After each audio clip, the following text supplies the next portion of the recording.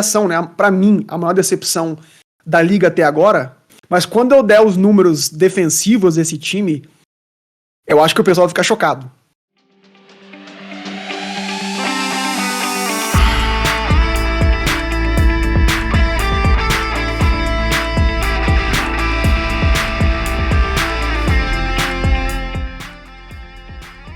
Vamos lá, Filipão, começando aqui um bloco extra do 3 Pontos e a Falta, um bloco exclusivo aqui pro pessoal do YouTube, inclusive, para falar do Golden State Warriors, que teve um começo complicado de temporada. Os atuais campeões aqui no momento que a gente tá gravando estão com 7 derrotas e apenas 3 vitórias. Não ganharam fora de casa, não ganharam ainda fora do Chase Center. Então, vamos aqui falar um pouquinho sobre esse time, mas antes da gente começar, aquele pedido encarecido para você que está assistindo a gente para curtir este vídeo, deixa seu comentário e principalmente, gente, assinem o canal do 3 Pontos e a Falta aqui no YouTube. A gente tá com uma meta para conseguir chegar a 1000 inscritos até o final do ano, pra gente conseguir começar a monetizar aqui o canal dentro do YouTube. Então, você assinando o canal ajuda a gente a crescer cada vez mais. Filipão! Boa! Warriors! Bruno! Cara, complicado, hein? Assim, não apenas eu tava olhando aqui pra gente fazer esse bloco a situação do Warriors em termos puramente de derrotas e vitórias, mas quando a gente para pra pensar até nos jogos, né, do Warriors, né, as atuações recentes, os resultados recentes, a gente vê que os atuais campeões estão tendo um problema pra ganhar de times que você não imaginaria que eles teriam problema, como, por exemplo, o Orlando Magic, né, foi uma das vitórias, acho que mais...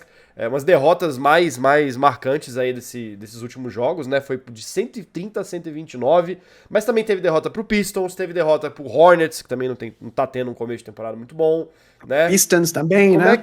Como é que você tá vendo esse início de temporada do Warriors aí? O que complicou pros atuais campeões? Bruno, complicou. E eu ia dizer que eu ia começar dizendo que eles são eles já são, né? Pra mim, a maior decepção da liga até agora. Mas quando eu der os números defensivos desse time, eu acho que o pessoal vai ficar chocado. E não tem como negar, né, que eles estão realmente, Brunão, deixando muito a desejar, porque são, como a gente falou, eles são o time atual campeão da liga, eles tinham um hype em volta deles, né? E antes de começar, Bruno, eu até falei com você que eu leio um livro do Phil Jackson, pra quem não sabe, é o maior técnico de todos os tempos da NBA, venceu 11 anéis, né? Foi treinador da época do Michael Jordan no Chicago Bulls, do Kobe na época do Kobe no Lakers. E tem um capítulo que ele fala o seguinte, Bruno, depois do primeiro título dele, ele não sabia que o repeat, né, o back-to-back seria tão mais difícil do que ganhar o primeiro título. Porque nas palavras dele, os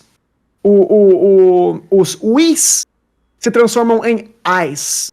O que quer dizer isso traduzindo em português, né? O espírito coletivo começa a ficar um pouco individualista. Por quê? Porque se antes o time era um coletivo, era o time do Steph Curry, era o time do Michael Jordan, quando o time vence, os jogadores de rotação, os jogadores do elenco começam a ganhar o mesmo holofote, né? E não curiosamente, não coincidentemente, a gente viu nessa pré-temporada a briga entre Draymond Green e Jordan Poole, não é mesmo? Então essas coisas estão ligadas, Bruno. Uhum. A gente fez um vídeo dizendo, né, comentando a briga entre Jordan Poole e Draymond Green, como é que isso afetaria a atmosfera no vestiário. A gente tá vendo agora, claramente, há um problema, há uma guerra de egos entre os jovens, né, as promessas que estão crescendo, e essa espinha dorsal desse time mais cascudo. Mas vamos lá, sem mais delongas, né, Bruno, comecei falando que era pra mim a maior decepção até agora da temporada, porque, Bruno, se a gente especulava que times grandes como Brooklyn Nets, como Minnesota Timberwolves, como Philadelphia, como Clippers, passaram por grandes mudanças e, portanto, era difícil prever, né, era difícil cravar até onde esses caras iam chegar, né, porque precisariam exatamente, obviamente, de tempo para criar química, né, e demanda tempo para criar essa química mesmo. Só que o Warriors não era um time que a gente imaginava que passaria por esse problema, né? Eles têm o talento, eles têm um dos melhores treinadores da liga, eles têm experiência, eles têm um gerenciamento muito bom e eles têm algo que muitas equipes não têm, que é continuidade, né, Bruno? Ou seja, eles não têm desculpa pra estar jogando assim, né? Você bem trouxe no começo do bloco, Bruno, e eu vou até tirar um pouco, eu vou isentar um pouco a culpa do Warriors, do jogo contra o Pelicans ontem, né, na noite de sexta-feira, que eles jogaram sem o Big Three, né? Mas mesmo se eu tirar esse jogo, Bruno, a realidade é que eles perderam 4 jogos perderam para 4 dos 5 piores times da Costa Leste. Perderam, como você falou, para Miami, perderam para Charlotte, perderam para Orlando e para Detroit. Que, Bruno, somados, eles têm apenas 11 vitórias e 27 derrotas. Esses times são também muito complicado. Esses times são também, eles estão todos eles entre as 10 piores, os piores 10 piores ataques da liga no momento. E ainda assim, o Warriors concedeu 121 pontos por 100 posses para esses ataques horrorosos. Ou seja, o time não tá defendendo, né? Estatísticas curiosas, o Warriors tem 4 déficits de 15 pontos ou mais nesses primeiros 10 jogos já, Bruno, que foi algo que eles demoraram 29 jogos para conquistar no ano passado. Ou seja, né, se a temporada do ano passado já foi ruim o começo, né? Eles não começaram avassaladoramente como a gente queda de rendimento, né? Um sinal claro de queda de rendimento. Perfeitamente. E quando você traz a segunda informação, que eles são a 23ª defesa de 30, né? E são 27º time em rebote. Ou seja, tem apenas 3, só tem apenas outros 3 times na liga que tem menos rebotes do que o Warriors. Fica claro que o problema é defensivo, né? E eu, Bruno, quando eu vi isso, eu quis destrinchar as lineups, os quintetos iniciais, para ver aonde estava o problema, ou se a gente conseguia identificar quem era o problema, né? Se tinha algum jogador especificamente. E o que eu vi foi que o quinteto inicial do Warriors, que a gente tem visto, né? Com Steph Curry, com Klay Thompson, com o Andrew Wiggins, com o Draymond Green e com o Kevon Looney, eles têm um ataque, Bruno, que tá ranqueado em 127 pontos, ou seja, um número excelente, e a defesa de 100 pontos só, estão considerando 100 pontos a média, esse quinteto inicial, o que também é um número muito bom defensivamente, ou seja, não é o quinteto inicial o problema. E aí, Bruno, quando eu fui ver os números dos quintetos, né, das lineups reservas, do banco, eu vi que o problema tá muito mais embaixo, Bruno. O que então, não deixa de ser algo que foi muito alertado, né, assim, porque boa parte dos grandes nomes dessa segunda unidade do Warriors, da campanha do título, foram embora, assim, no momento em que se podia trocar, os times foram atrás desses caras, né? Foram atrás do Gary Payton, foram atrás do Toscano Anderson, o Porter Jr. saiu também. Porter Jr., né? O que, obviamente, né, acho que vai muito até ao encontro daquele argumento inicial que você estava fazendo, porque o Warriors fez uma escolha.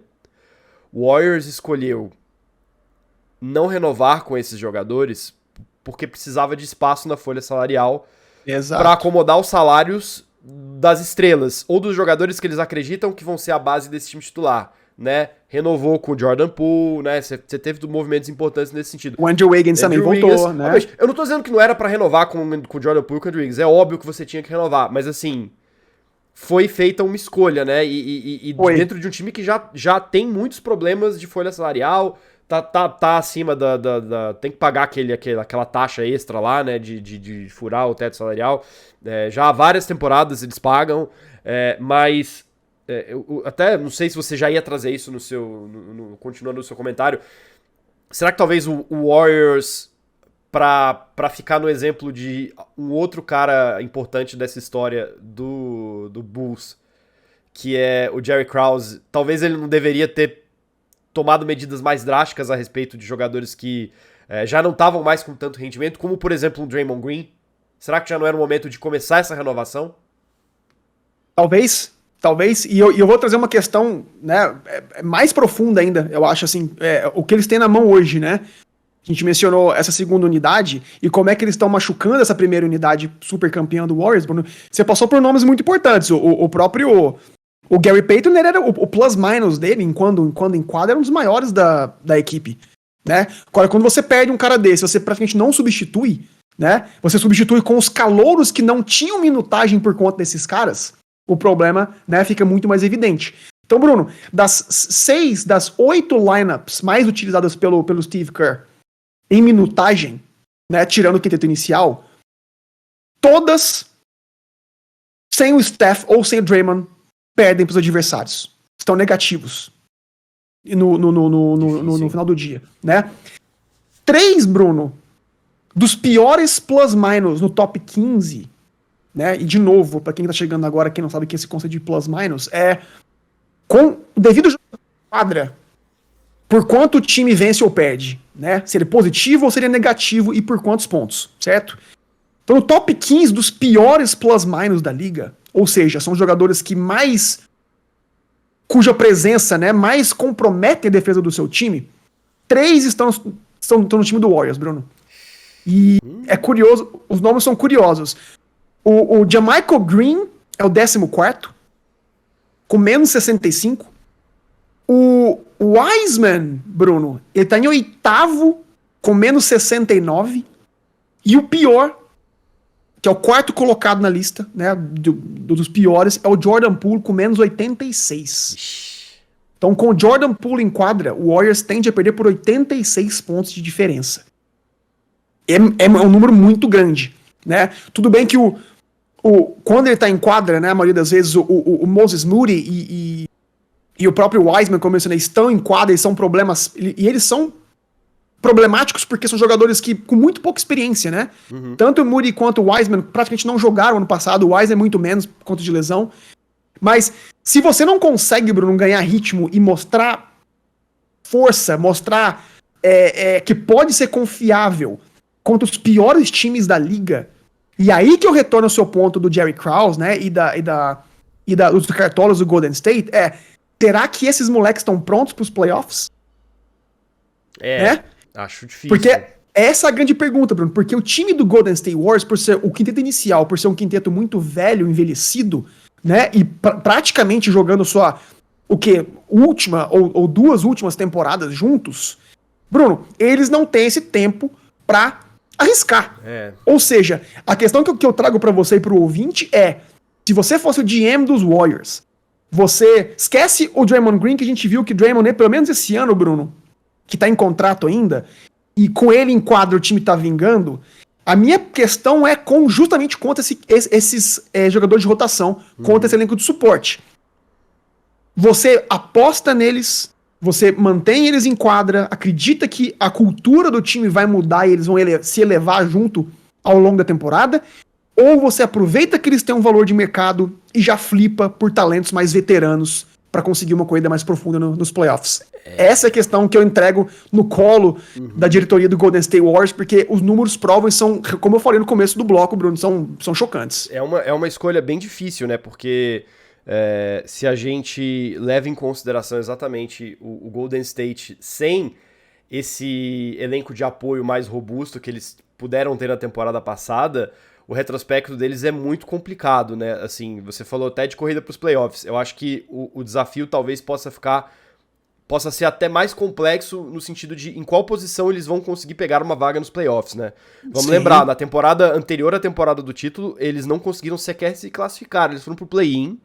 E perderam, né? Perderam pro Lakers, exatamente. E olhando aqui, né, se já tá o início complicado, tendo pegado, né, Magic, Miami Heat, que também não veio bem, Detroit Pistons, Hornets. Cara, o que dizer agora de uma sequência que, né, só agora em novembro, Filipão, vai ter jogo contra o Phoenix Suns, vai ter um jogo contra o Spurs, que tá super bem, né, surpreendentemente bem, inclusive, a gente deve destacar. Vai ter mais um jogo contra o Pelicans, vai ter jogo contra o Wolves, contra o Clippers, contra o Jazz, que também tá indo muito acima das expectativas de todo mundo. Vai ter jogo contra o Mavs. Cara, assim, não é nada, não é nada, né? Pior que da última vez até que eu falei isso daí, eu ziquei o time. Vai torcedor do Warriors, encare isso como talvez um sinal positivo de que possa ser um ponto de virada pro seu time, mas não é nada, vai que chega ali no final de novembro, o Warriors, né, esse 3-7 do Warriors vira, sei lá, um 5-12, né? Sim, é complicado. Um 4-15, cara, isso ali no final da temporada regular pode... Nesse Oeste disputado e com times que até agora a gente viu, né? Muito time que aparentemente performando abaixo das suas expectativas, né? Vou elencar alguns aqui que eu acredito que estejam nesse patamar aí, como o próprio Wolves, né? Sim. O Clippers... Então, muitos times abaixo das suas expectativas, muitos times acima das suas expectativas, né? como o Blazers, como o próprio Jazz, né? Então, eu acho que isso pode... Estão surpreendendo, né? eu acho que isso pode complicar mais do que se imagina. O que me leva a crer, Filipão, tentando responder a sua pergunta, que eu acho que, dependendo da situação em que o time tiver ali entre janeiro e fevereiro, eu não descartaria uma troca mais bombástica do Warriors, viu? Se a intenção for disputar mesmo, né?